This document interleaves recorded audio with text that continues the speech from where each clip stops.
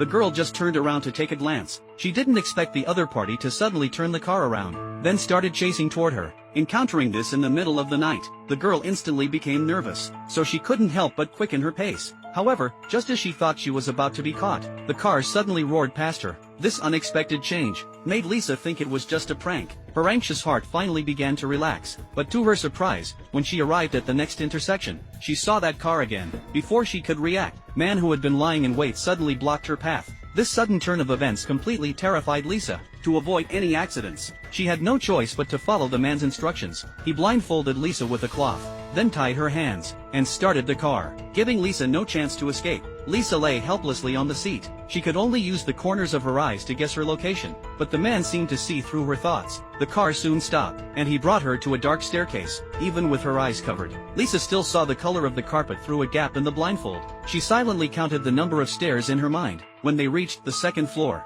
the man actually untied her hands. Lisa seemed to see a glimmer of hope, but just then, she saw the tool in the man's hand. The hope that had risen in her heart instantly collapsed. Lisa knew very well what was about to happen, but she didn't dare to resist. 30 seconds later, the man tied Lisa up again, to prevent her from trying to escape. The next day, Lisa's grandmother came to the police station to report her missing. She claimed her granddaughter hadn't come home in 2 days, but what no one expected was, the grandmother didn't come to the station out of concern for Lisa's safety, because this seemingly kind old woman was not a good person. At over 60 years old, she had a 40-year-old boyfriend, and both of them were lazy and greedy, so Lisa had to keep earning money to support her grandmother's spending. Now that Lisa had suddenly gone missing, it meant the grandmother had lost her source of income.